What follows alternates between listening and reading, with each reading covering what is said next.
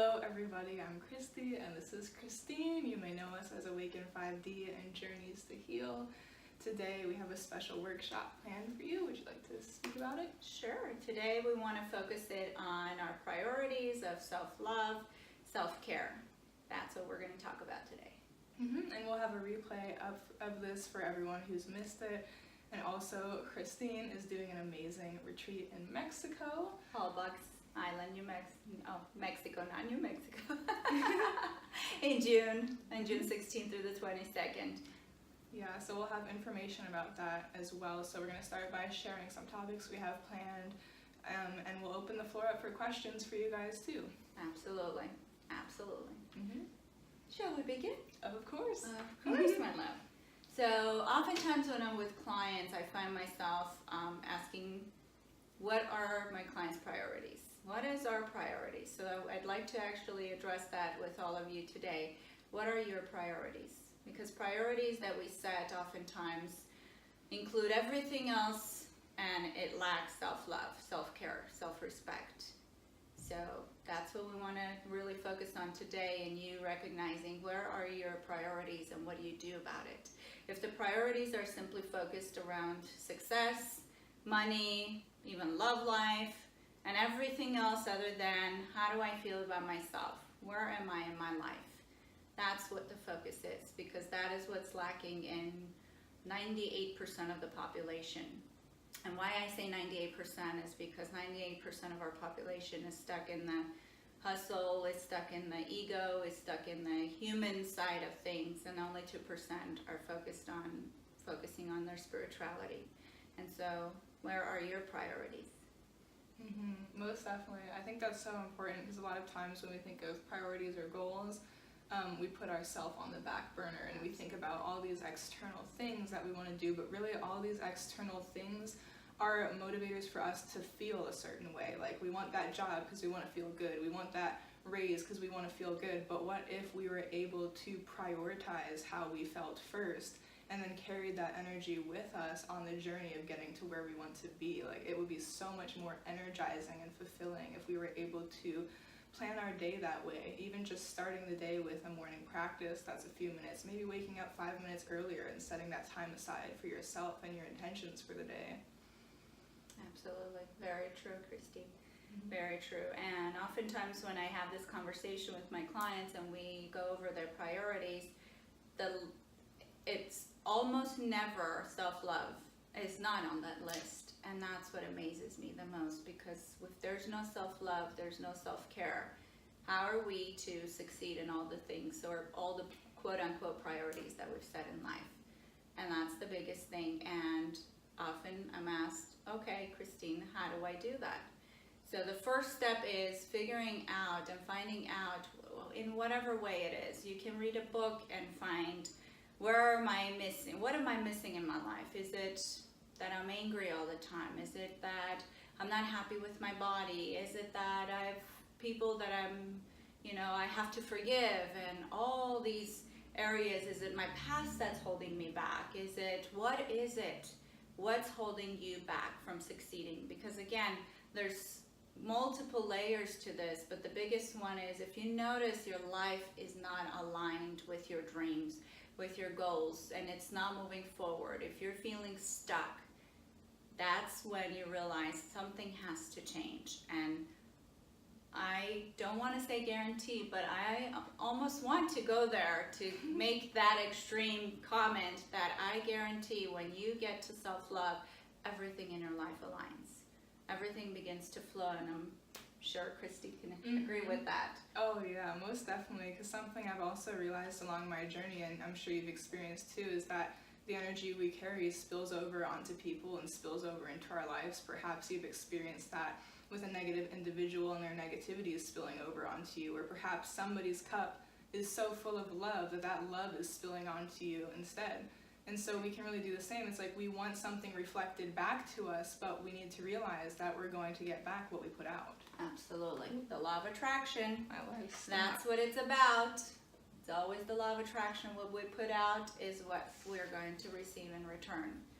And so one of the things I wanted to talk to you was the forgiveness part, because there's a lot of layers to that. Everybody thinks they're angry at others, or so-and-so did some harm to me, or whether physically, emotionally, mentally, in whatever form or way it may be, the past is the past. We cannot change the past. So the only thing we can do is to free ourselves and be in the present, because the future doesn't exist yet and the past is already done. Nothing can be changed. So the key to this process and why we're doing this workshop today is to help the listeners and whoever's watching to realize that unless you get rid of the patterns, the beliefs, the lack, the fear, the unforgiveness, the anger, the resentment, those are all pulling you away from self-love and self-care. And those are the steps that are so important to take in healing the self. Mm-hmm. Anything you would like to add, my love? I definitely agree with that. Like something that I actually had written down earlier today was, kind of about that energy again. It's like what we carry with us is what we will get back. And, if you think about it, if you look into a mirror, you can't change the reflection unless you change yourself. So when you change yourself and when you align with how you want to feel and how you want the things in the external to make you feel, that's when you start to see more of it. And like Christine was saying, we're so focused on the past and the future that sometimes we can't see what's right in front of us, whether it's opportunities or people to meet. We miss the signs that we've asked for because we're so in our heads about it. And so that's something that comes up a lot in my work with clients as well. It's like everyone's looking for the answer, but they aren't looking right in front of them and feeling the resonance of what's actually going on around them. So if you're able to do that and be present, you can follow the synchronicities and allow synchronicity to lead you towards where it is you want to be. And that also leads into something else I wanted to discuss about ruminating and overthinking. If we want to heal the inner critic, we need to become aware of our thoughts. And, we're so used to our way of thinking that we aren't actually aware all the time of what we're actually saying to ourselves. Now, something funny you can do is say those things out loud and hear them, because maybe if you're thinking, oh, I'm so dumb, if you say that out loud, you're like, oh wait, I don't feel that resonance with that statement, but it's easier to say it in your head. And a really funny experiment you can do with this is in psychology, we have different neural pathways. So if you brush your teeth with your right hand, you're used to that. It's your routine. You don't have to think about doing it because you have that muscle memory. And our brain is like the same way. If you try to brush your teeth with the opposite hand, it's really difficult, and you'll notice you'll have to stop and think, wait, how did I do this again? How did I? And the same happens with our brain. We get in a routine of thought to the point where we're not even aware of our actual thought patterns. So when you're able to step back into a place of non-judgment and love, you can actually observe your thought patterns and observe what is beneficial and what is not beneficial to you. Because honestly, if you overthink something that happened, perhaps somebody was mean to you, you're the one that has stepped into the role of being mean to yourself by reliving that over and over, even in the comfort of your own home when that thing isn't happening to you anymore. Absolutely. And that's exactly the next topic that I wanted to talk about is self-judgment. We tend to be our worst critic, and we tend to judge ourselves often, if not all the time. And many times in my sessions when I hear my clients speaking about themselves and the name calling and the abuse that they force onto themselves, and I write them down and then I read it back to them and I see their reaction, and I say, if I were your friend, would you talk to me that way? Or if I were to speak to you in that same way that you're speaking to yourself, how would you feel? And it shocks them oftentimes, and they realize how toxic their own self-talk is.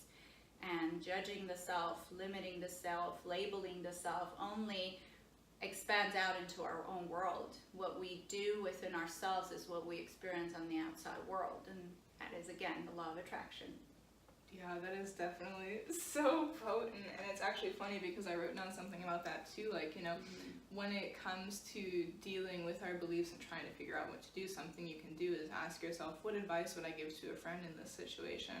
And even times in psychology, this keeps stopping just a second, the connection.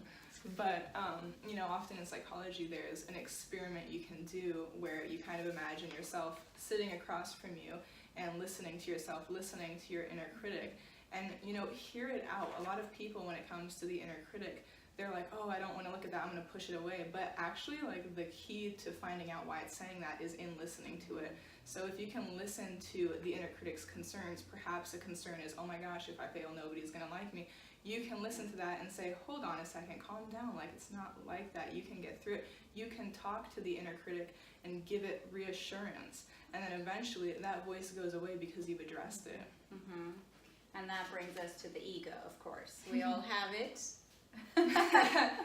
We all develop it by the time we're 7 to 9 years old, and oftentimes we get stuck in it, and that inner critic is the ego that continues to be the voice of a loved one possibly. And so the next thing I would invite you to do is just pay attention to whose voice is it, because many of our beliefs that are blocks, that are obstacles, that are negative in our lives, it has nothing to do with who we are. It has everything to do with the habits, behaviors, and what we've picked up from our outside world.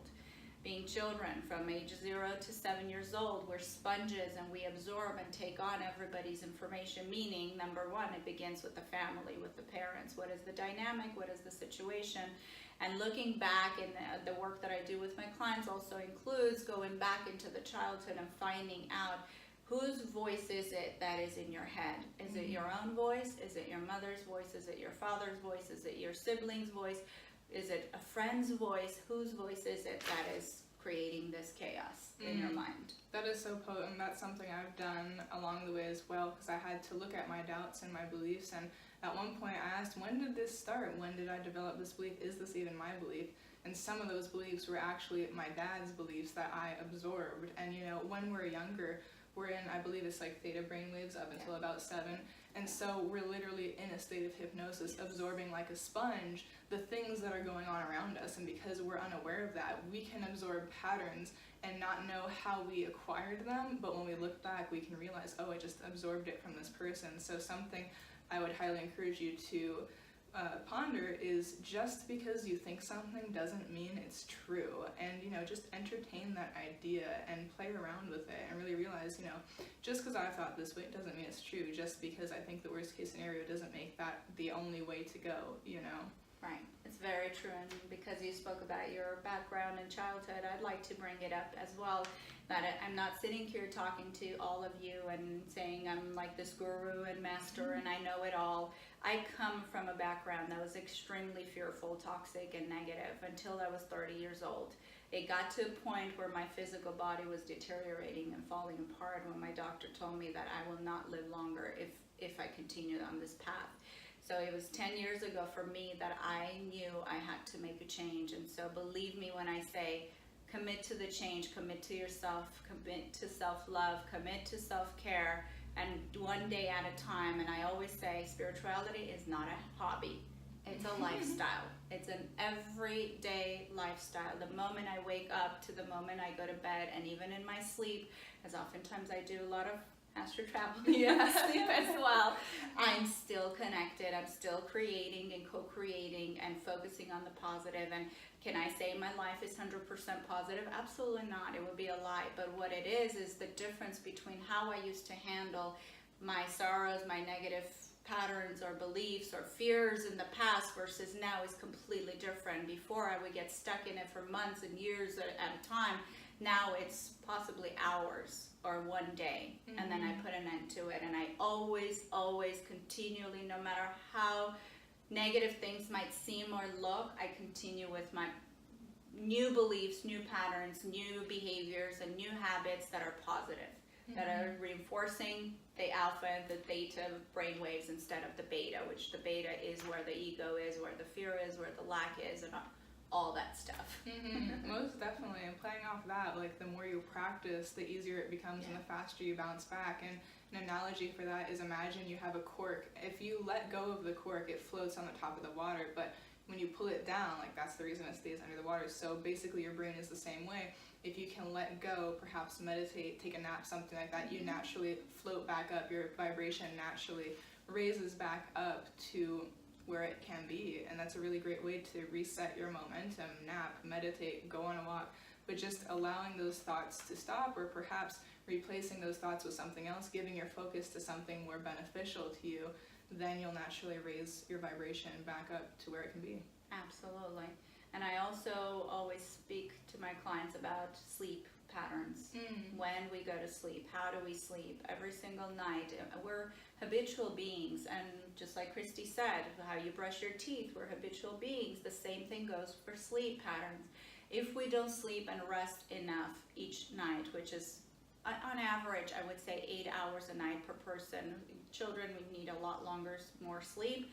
But on average, 8 hours, because we must allow our bodies to rest. We must allow our bodies to relax and rejuvenate and recharge overnight. And so sleep patterns, going to sleep at the same hour each night is key. And I know young people might say, yeah, but I need to go party, right?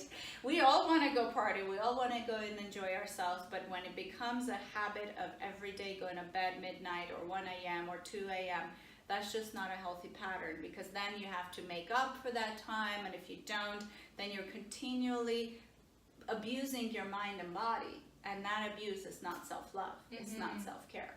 Definitely, and when we really play into our circadian rhythms, we can become more fine-tuned as an instrument for source, and we can really pick up on the resonance much better when we allow ourselves to have that sense of a normal pattern. And then we can if you're really tired, it can be hard to pick up on what it is that you're feeling and really tune into it. But if you have a very similar schedule, perhaps it's rising with the sun and going to bed with it, then you're able to have that constant variable, like in psychology, we have experiments, we have variables.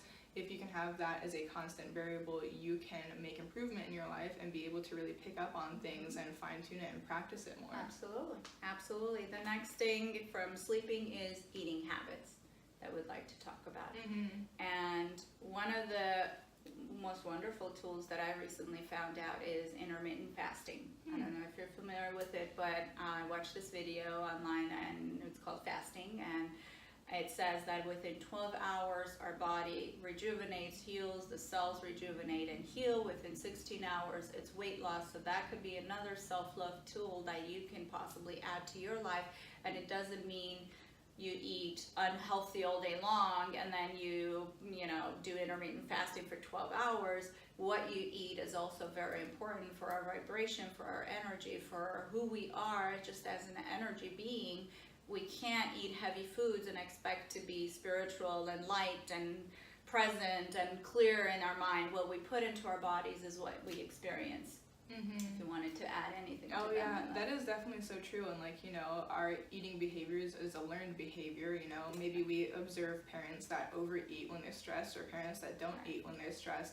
But ultimately, being mindful of that can really assist you. For example, there was a time period where I was eating a lot, and it was because I was trying to feel grounded.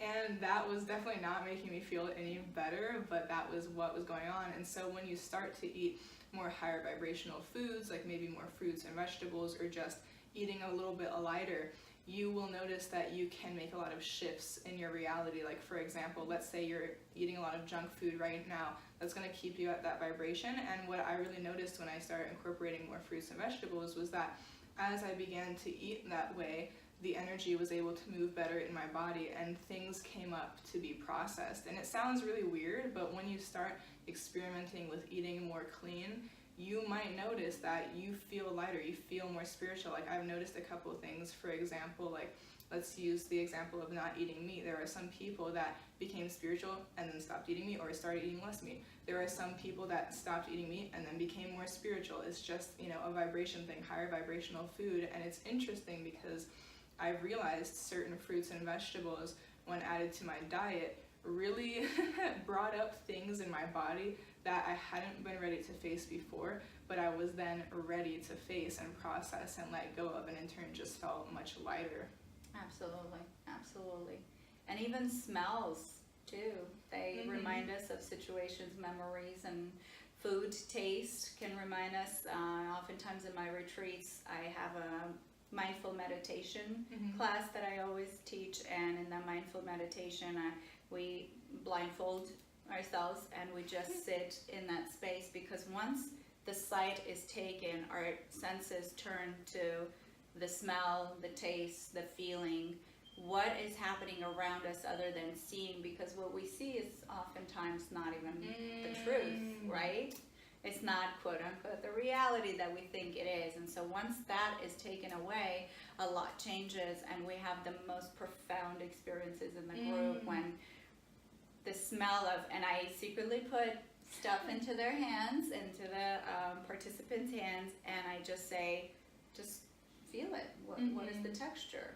What does it taste like? What does it feel like? What is it? Just like babies. Because when we're babies, what do, right? We put everything in our mouth to feel what it's like. And there's such amazing things that come out of it. Some people cry. Some women end up, laughing or remembering a childhood experience or a grandparent or there's just so many layers of beautiful things that come about just by taking the sight away and experiencing that piece of fruit that I placed in their hands, possibly like, let's say it's a fruit, and they experience it through the other senses. That's so beautiful, and that totally reminded me of something on the same topic. When people say, oh, be present, it's really easy to be present with our external surroundings. Like, oh yeah, I see you sitting there, and I hear this, and I smell that, whatever. Like, we're aware and present of the external stuff, but it's another level, another layer of presence when you can actually be able to be present with your emotions and yourself and how you're feeling. So maybe when you close your eyes or do a little bit of sensory deprivation or go into a float tank or something like that, you're then present with what's going on within you, because being present to the external stuff can be another distraction to what's going on within you. And that's something I definitely experienced. I was like, what does it mean to be present?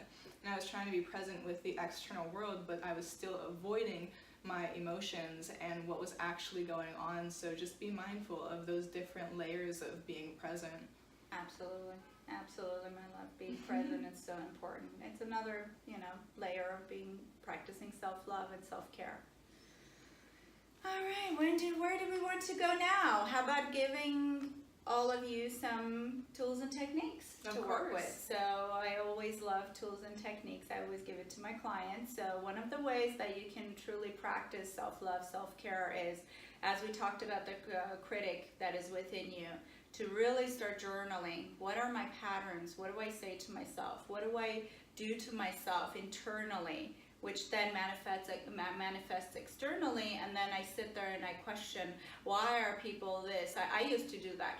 Up until 10 years ago, I used to sit and cry all the time and say, but I'm so kind, but I'm so loving, but I'm so giving, but I give so much to others, and why do they turn around and hurt me? And I didn't realize my inner voice was not matching up with my actions in the outer world, and people were just responding to my inner world. And that's when I realized, oh, I need to be kinder to myself. I need to practice self-love, self-care, and increase my self-esteem so that others can feel that in my energy. And so one of the ways is, the number one tool that I would give you is to sit and really write, what do I say to myself on a daily basis? How do I respond to myself? How do I treat myself? And then after you've realized what that abuse has done to you or for you up until now, then I invite you to write a love letter to yourself, to really just say, if I were in love with myself, what would I say to myself? Because it's so easy, right, for us to write a love letter to a loved one, or a relationship, to a man or a woman, to a child, to whatever, right? But why is it so difficult to bring it back to ourselves? Definitely. And that kind of reminds me of something I actually started practicing recently. There was this really great article that I read about treating your friends like loved ones. Like, let's say you have a boyfriend or a girlfriend and you love cooking for them, you love doing nice things for them. Well, why not treat your friends that way and treat yourself that way as well? And so that just really expanded such a great sense of community and love in my reality, like having potlucks with friends, doing stuff like that, and just really like understanding that there's so many different types of love and so many different ways to express that and have that reflected back to you as well. Absolutely. Treating ourselves like our own best friend, like we would treat our loved one, our best friend. I mean, I have clients that come in and say, if it wasn't for my boyfriend, I would not be here. If it wasn't for my pets, I would not be here. And I look at them and I say, you can't possibly tell me you can love others more than you love yourself. You love others as much as you love yourself. So that's when I get the eyes from my clients, like, what do you mean? Because the love you give to them, you actually need to understand that you must give to yourself. It's not just giving, it's receiving as well.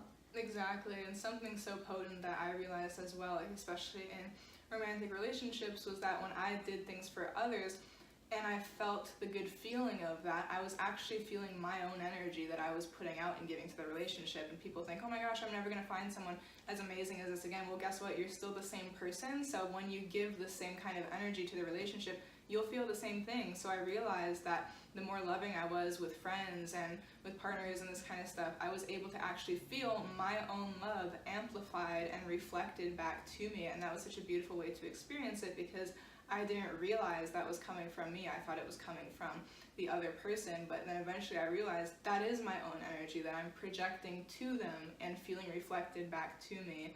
And so I also wanted to talk about something, we can call it triangulation, that happens where the best way I can illustrate this example is, let's say you have a crying child that goes to mom, and mom is saying, stop crying. So the child thinks, okay, in order for mom to love me and be closer to me, let me stop crying, let me push that away. Kind of like creates this triangle, like you and the mom, and then this feeling you're pushing away. And that happens so much in life. Like I know for me in high school, I was like very hyper and annoying, and people would always say, you're so annoying. And so I shut that part off of me to feel closer to them. And so that's where we need to add compassion and understanding for those parts of ourselves that we've pushed away over the years, and bring them back in to integrate as a full being. Like now I take ownership of it. Now I'm like, yeah, I can be annoying, sure, you know, like I'm not ashamed of that, but it really comes from having compassion for that part of yourself and being willing to listen to that part of yourself that you've pushed away. And it is such a powerful thing to do when you're able to view those aspects of yourself in such a loving light and not a judgmental lens. Right, right. Another ritual, as we started with rituals, right, we can begin in the morning, would be one of the rituals that I often give to my clients is every morning waking up and saying either to your mind or writing it down. I oftentimes think writing it down is more potent, and it's more powerful because you see the words being written on paper, and you can just write, I am amazing because I'm feeling those blanks. Every client that I've given that exercise to, which I think is just so transformational, my clients came back oftentimes crying and saying, I feel like I remember who I am. I remember and I see how much good I put into the world, which I didn't give myself credit for. It's kind of like remembering what you've forgotten, which is all the wonderful things that we put into the world and we don't give ourselves credit for, and we expect everybody else to say, oh, good job, great job. Well, why can't we just say it to ourselves? Exactly. I'm grateful that I put this out there into the world and it made a difference, and I'm proud of myself. Exactly, and that's part of taking responsibility and accountability and mastery over yourself and your reality. A lot of times when people hear, oh, take responsibility over your reality, they just think about the bad parts of it instead of actually understanding that that also means being able to say, yes, I take ownership and I own up to the fact that I created this good thing and I put this good thing out in the world. And it's so beautiful when you can really start to see it that way and understand how much power of choice you have as far as what energy you want to add to the mixture, what you want to put out there, and what you want to interact with in your world, and how you want to interact with it. Absolutely, absolutely. Taking our power back. Overall, self-love, self-care is about taking our power back and not trying to please everybody else around us, because in trying to please others, you end up being miserable yourself, and it does not mean being selfish either. It means being self-full. And so one of the other things I would invite you to do is on a daily basis, when you're making choices which you think are harder to make, which could be bigger choices or decisions, to just simply say, does this harm me, or does this harm others, or does this serve me and does this serve others? And if the answer to does it serve me and others is yes, then you know it's a good choice. But if it harms you or anybody else, you know it's not a good choice. That's the easiest way that you can navigate and practice self-love. And definitely, and that totally brought up something within me, an epiphany that I had a couple of months ago about pleasing others. I used to, I don't know how to say this, basically, let's say there's this quote, those who mind don't matter and those who matter don't mind. So let's say your loved ones see who you truly are and you're able to be vulnerable with them. they love that about you. Now let's say there's people out there that don't like that about you, so you try to shut that down around those people. But in the process of shutting it down around those people that you probably don't care that much about, you're also shutting it down from those people that do love you and do see those good aspects of yourself. So when it comes to people pleasing, it makes no sense because we're pleasing people that maybe don't like us instead of being ourselves, which naturally pleases the people that do love us for who we are. And when we're able to really see that and be that, it naturally weeds out everyone for us that's not actually for us.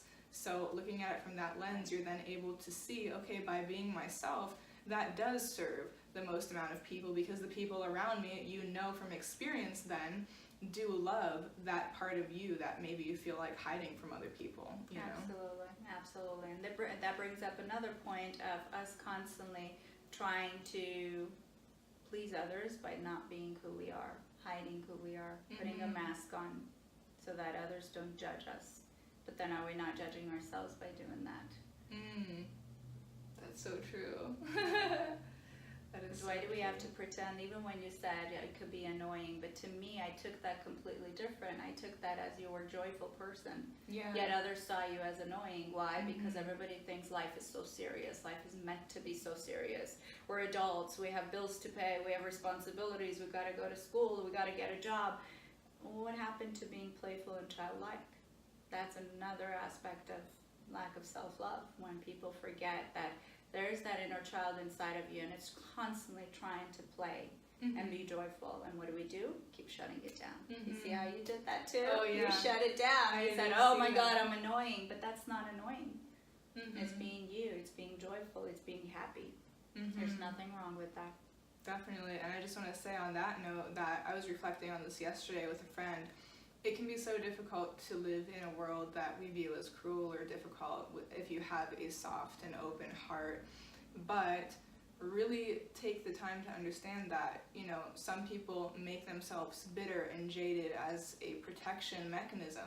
But if you are somebody that is feeling that way, that's not the end all be all of the situation. I used to be very bitter, very jaded, and I had no idea that you could change. I thought, oh, my heart is hardened and that's just the way it is. But as I've done the work on myself, I have been able to get myself to a place where I've returned to this deep sense of innocence and purity within my own heart.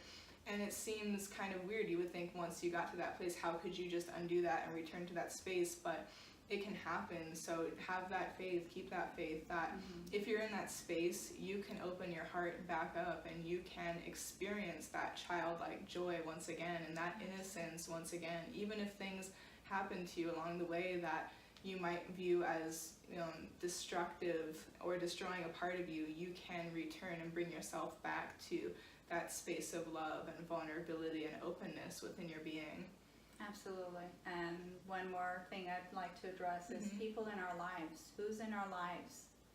Are they toxic? Are they positive? Do they raise you up energetically? Do they bring you down? Do they pull you down? Are there attachments? Are there limitations in the relationship? So that's another layer of self-love that I'd welcome you to do, because people who are toxic in our lives, it's not healthy. And saying no to that is self-love, self-care. And also, like, I realized, what part of me was attracting that, what part of me needed to see that reflection.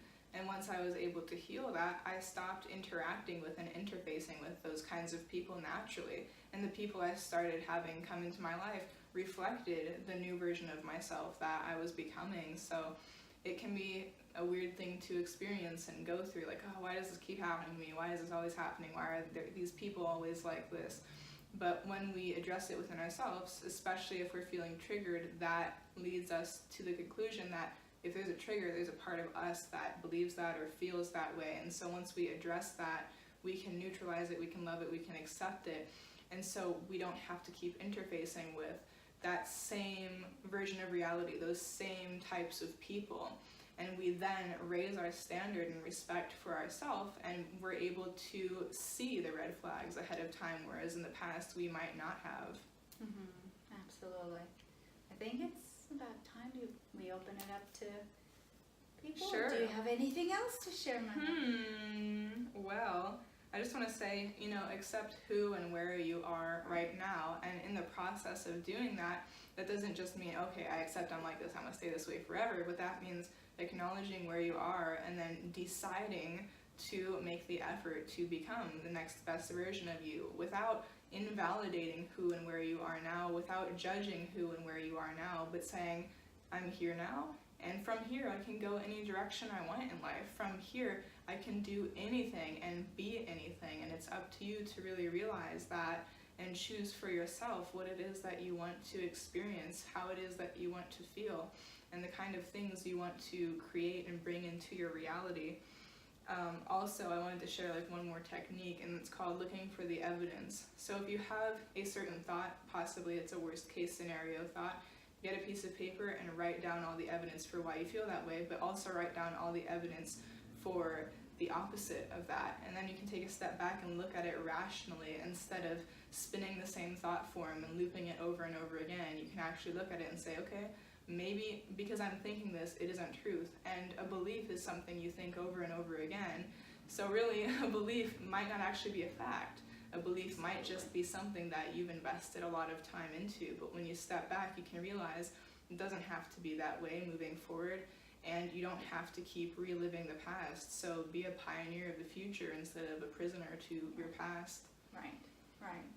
And also realizing that anytime we feel certain emotions, such as depression or anxiety, is just recognizing that depression is me being, or us being stuck in the past, and anxiety is being stuck in the future, or the fear of the future. Mm-hmm. So even just recognizing that, we can pinpoint where the problem is, and then start working from there. Yeah, and also realizing there's no such thing as being stuck. It's actually choosing the same thing over and over again. We're just not aware that we're choosing it because energy is always an ecstatic motion. Energy cannot be stuck or stopped. It's just that we're so used to looping the same thought and the same thing that we're unknowingly choosing to experience the same thing and choosing to feel the same way day in and day out. And it feels like we're stuck, but really there is energy and momentum that is being invested into that feeling of stuckness. So because it's being invested in that, it can be invested elsewhere as well. Absolutely. Mm-hmm. Open it up to questions? Of course. So we'd like to open it up to questions you guys may have, or topics you would like us to discuss or expand upon. So feel free to ask away. Getting a lot of comments there. I love it. Mm-hmm.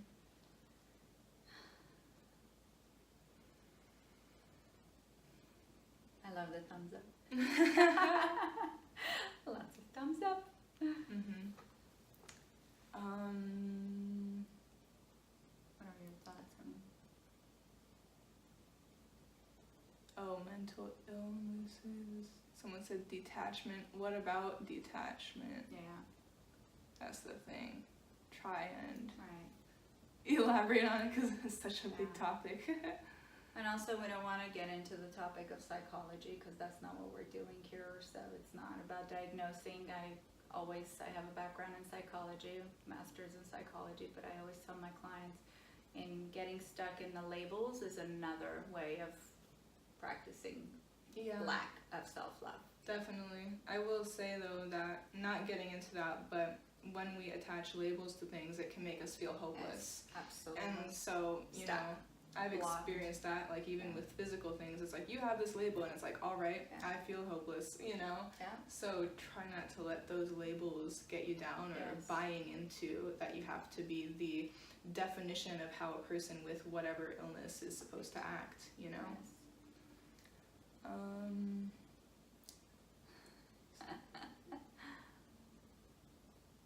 Someone's asking about, do you want to answer the depression one? We're going to save it, Yeah, we're going to save this live. Yes. It'll be up on the 24-hour replay, and we'll also post it. So we're being asked, what about Christ? Is that what they're asking? What? I think so. Someone wants to know about, I think this is Eliminate a good one. fear. How to eliminate fear.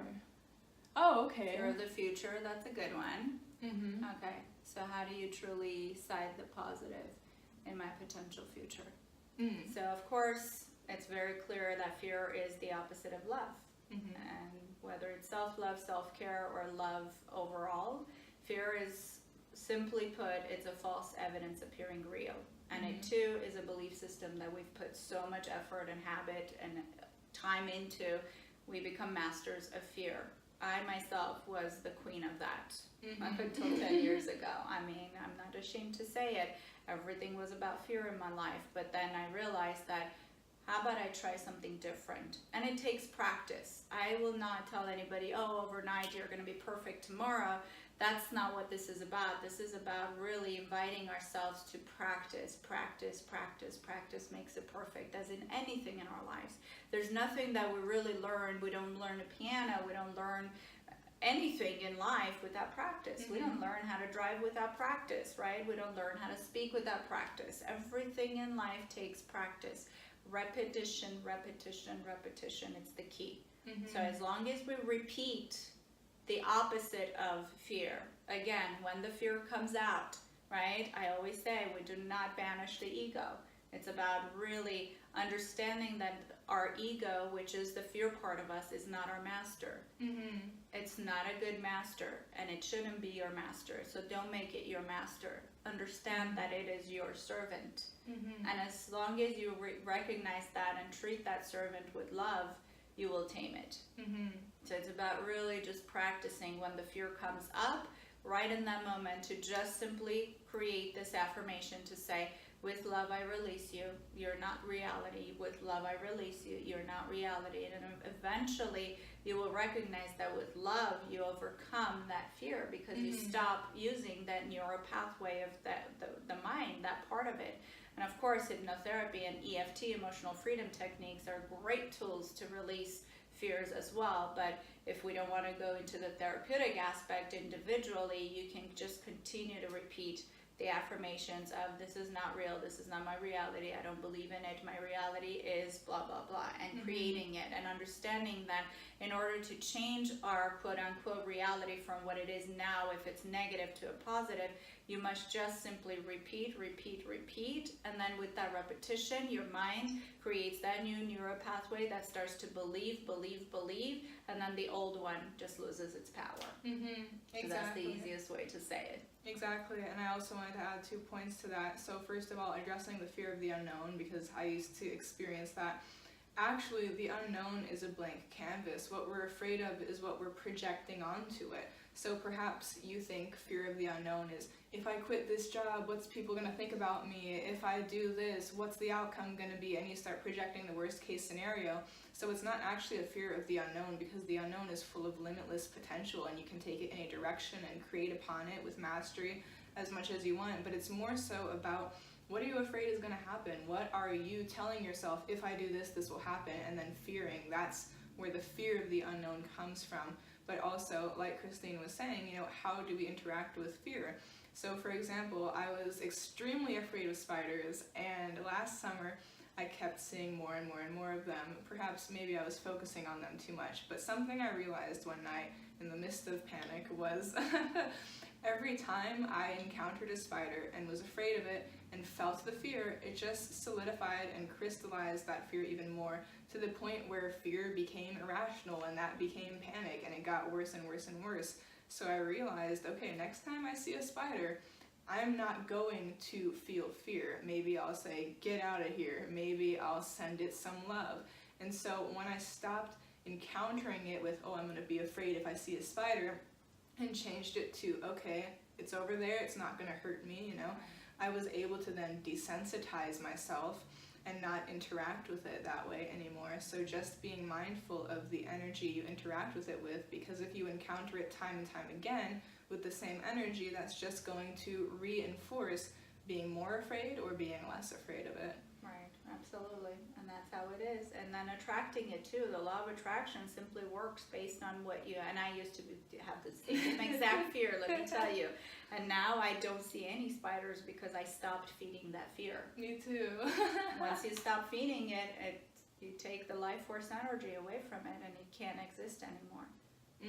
But before, when I was fearful, I would always attract it. And it works the same on both ends. It's like when you love that certain car that you dream of, I don't know, buying, all you see is that car on the streets, versus you hate spiders and you see all spiders everywhere, right? Yeah.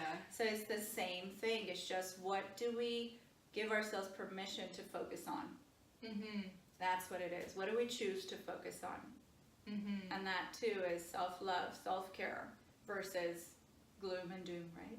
Yeah, exactly. And being able to check in with yourself and ask yourself, are my thoughts right now feeding my fears and anxieties, or is it feeding my hopes and dreams? Because at any point in the day, you can check in with yourself and redirect your momentum and your thoughts and all that kind of stuff, you know? So being mindful of that and being able to pull yourself out of that train of thoughts and realize that those thoughts have so much power because you've given them that power by thinking about them and building momentum around it. So you can give that same power to something that actually serves you and is beneficial and doesn't scare you and makes you feel at peace and safe. Right. Any more questions? Any more questions? Someone had asked earlier about how to practice mindfulness and like not feeling present. Yeah, mindfulness is very important. Yeah.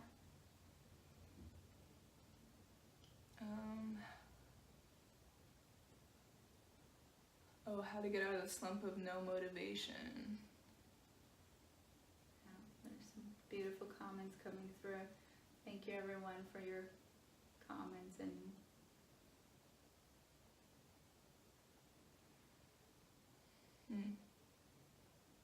can you attract a specific person? Yeah, definitely, I've done that. You can always manifest. It's in our hands. The goal is to always be happy. Yeah. But also give yourself permission to feel every emotion. That's the purpose of us being in the physical body, is to sit with our emotions. And just today in the morning, one of my clients, I was talking to him about that. I mean, in our society, we've learned to just want the quick fix, to numb ourselves, to not feel emotions. Well, that's not the purpose of life on earth in the physical. So it's okay to feel emotions as long as we understand that we give it a deadline and say, I'm not going to get stuck in that emotion. Anything else? Someone's asking about phobia, anxiety, how to change that in the moment of panic. You know, we have like a lot of conditioned responses, simply put. So maybe you see something that triggers a panic attack or, you know, some phobic reaction, but if you can trigger that with that conditioned response, you can also literally train yourself to have a different response. So maybe if you see a stimuli that makes you anxious, you can train yourself to a point where you say, okay, I'm anxious, I'm going to breathe. And maybe you do a breathing exercise, or maybe you do a visualization. But the more you practice it, the more it becomes a conditioned response, and the less you actually have to think about, okay, I got to remember to do that, because it becomes easier once you've practiced it to get yourself into that state of being. And that's something that I've done many times with many different topics and areas in my life, where it's like, I don't want to react anymore, I'm ready to respond, you know? Absolutely. Action versus reaction. Anything else? Any other questions you guys might have? Maybe in the meantime we could share what we do. Yeah.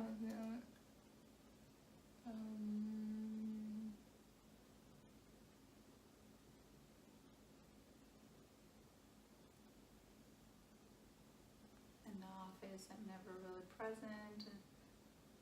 Mindfulness can be, so someone is asking how to practice mindfulness when you're in the office. It's about recognizing the importance of, again, self-love, self-care, to remove yourself from the situation. If you feel in your office you cannot close the door and have, let's say, 15 minutes to yourself, or even 10 minutes to yourself, then I invite my clients to go into their cars if they're at work. Just go into your car, close your eyes, put some New Age music, and just close your eyes and dream. Think of something, or think of something that you love, or, I mean, there's so many ways to meditate. Everybody thinks meditation is such a thing, it's so hard to do. It's not hard to do. It's just closing your eyes and using this superhuman power that we all have of visualization or feelings, because these are the senses, just stimulating those. Everything that we have in our lives, we must realize that at one point or the other, we created it in our minds and then we manifested it. And even somebody was asking about manifesting a home. I say to that, again, oftentimes we put in the energy of wanting things so much, we create this static, and that want becomes lack. Once it's in the lack state, it's harder to manifest. So the way I manifest situations in my life now is I say, okay, I'd love to have this, and so I'm going to surrender it to the universe and trust that if it's meant to be a part of my life, that will bring me fulfillment, joy, happiness, right? Do we not want that? Because oftentimes what happens, we manifest things and then we find out, oh, I didn't care for this, I didn't want this, I don't want it anymore. It's like, well, whatever, right? Whether it's a house or a car or a purse or shoes or a piece of clothing that we wanted so much. Once you receive it, because it came from a lack or want mindset, it's just neutral versus what you need is just the end result is so joyful.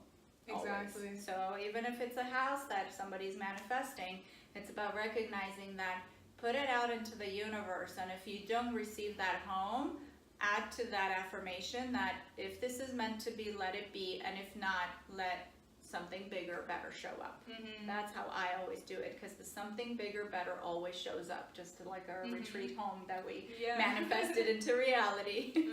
Like they say, this or something better. There's a really good Abraham Hicks on YouTube about manifesting a home. I would definitely look it up, because I was in a recent situation where there was a lot of land that I really wanted, and I was outbid and lost it. And basically, from watching that, it helped me so much to not be hung up on losing that piece of land, because I realized throughout life we're gathering things that we like. We're like, oh yeah, I like this color house. Oh yeah, I like this style house. Oh, I really like this neighborhood, that neighborhood.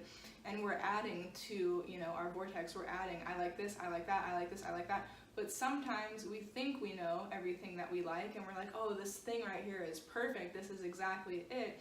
But maybe there's still more that we're adding. Like maybe we don't know what we want the kitchen to look like. Maybe we don't know what we want the bathroom to look like, and we're settling on something because we haven't thought that out yet. So what Abraham was basically saying is, you're always gathering, and sometimes you're like, I want the one dream house, but maybe you get that house and realize that there's something even better, and then maybe you move and get the next dream house and the next dream house. And that doesn't mean to be looking at life from that perspective always, but to understand that it can be a really fun process of saying, ooh, I really like this and I really like that, and let me add that to my little mood board or vision board. Because sometimes we can rush into things without knowing everything that we want, or without knowing that if that thing is actually what we need. Because maybe you find a better neighborhood and you didn't even know it was there, but it's just right down the street from it, and it works out so much more better, and it actually happens for you. For me, when there were places I was meant to live, it naturally unfolded, and I was naturally the one that got it out of the other people that may have been interested in the same property, So if it's meant for you, it will be, and we attract what we're ready for. So just try not to let it bog you down if it's not that, because you might be surprised that there's something out there that is a better fit for you, So take the time to explore that and to have fun with creating that ideal house and home, Right. And that's exactly what happened with our retreat home. The third was the charm. Yeah, definitely. Any more questions? I guess I would just add to that, if you don't get it, don't let it bog you down, because then you're pulling yourself out of that vibration, and then you definitely won't get Keep the moving next and thing. trusting that what is meant to be will be. Definitely. So yeah, do you guys have any other questions? Oh, we have some, I guess, comments or questions in other languages. That's awesome. I love it. That's really cool. Well, you guys definitely send us questions, send us some DMs for future videos and stuff as well in the meantime. We appreciate you guys. Thank you for all those who are sending so much love our way. Thank you so much. Requesting more lives. We will definitely practice doing that. Oh, thank you. You're amazing. You guys are so sweet. Someone said, how do you change your life? And I just want to say you start by changing your mind, you know, because the definition of insanity is to do or think the same thing and expect a different outcome. So switch it up a little bit, you know. Open your mind to the possibilities, incorporate new things into your routine, switch up your routine, and really get to know yourself and who you want to be and what you want out of life. And then once you know that, you can go out and get it. A really helpful tip that I learned from Alyssa Nobriga on Instagram is have a goal. Maybe the goal is something that you might think is unreasonable. Like, let's say, for example, you're like, I want $1 million this year. Well, that's fine. Like, say that, you know, and then the creative juices get flowing as to how can I acquire that? How can I achieve that? Instead of saying, I want $10,000 this year and like the bar is really low and this is what I want to do. Like, if you say something that you might think is out of your threshold of belief, you can start a brainstorm of, okay, well, maybe I could do this or try that or do this or try that. So just have a direction in life that you would like to go in, and then allow yourself to brainstorm all the ways that you can get there, whether it's doing something in your physical reality, getting a different job, or maybe it's something like sleeping at a different time, or thinking different thoughts, or going to yoga or meditating or listening to guided meditations on YouTube, you know? Right. Changing your life starts with you changing your mind and changing your actions. Absolutely. And one more thing I'd like to add to that is, if you feel overwhelmed, which oftentimes my clients come and they're so overwhelmed because there's so many layers of healing that need to be doing. If you are to do this by yourself and you don't have support of a healer or therapist that supports you, I would say pick at least one. Start with one habit, belief, behavior. Whether it's anger or resentment or fear or doubt or self-judgment, begin with one and practice that at least 21 to 30 days. And then once you feel the shift on that one, you can move to the next one while you're practicing that first one still. So that way you can slowly but surely begin to shift your old beliefs and patterns and limitations. That's what self-love is all about. We're not asking you to start and turn your life upside down. All we're asking is begin somewhere. Definitely. Ooh, somebody asked about the law of attraction and communicating with the universe. I would like to say on that topic, you know, prayer is talking to the universe, meditation is listening to it, and being present is having your eyes open to the signs that you are ready to receive. And so also on that note, as well as communicating with your higher self, your subconscious and unconscious mind, those feelings of inspiration, inspired action, passion, is literally your higher mind communicating to you the next logical step, your next highest excitement. And when you act on that, like physically acting on it, you're communicating back to your higher mind that you're listening and ready for the next step, because our higher mind communicates to us in that metaphysical way that has to do with feeling, and we communicate by action back to it, that we're listening and ready for the next step. I think we're about to go off, so we'd like to close it off by saying thank you so much, everybody, for being here with us. We're going to plan on doing more of these together and sharing our healing and tools and techniques with you, and would love to have you back. And if you'd like to further your healing, we are having our next retreat in Holbox Island, Mexico on June 16th to 22nd. So this is all women's group, and we only have a couple of spots left at this moment. So if you're interested, you can just DM me, Journeys to Heal, or DM Christy, and we're always in contact with one another, and we'd love to have you part of our group. And or you can contact me at Christine, Kristine, at journeystoheal.com. And you guys can always send me a DM at Awaken5D. I look forward to hearing from all of you. Please send us your suggestions or topics for videos, anything like that. We really look forward to hearing from you and appreciate you being here with us on the journey. Thank you so much, everybody. We love you all. Love and light. Yay. We'll see you soon. Bye.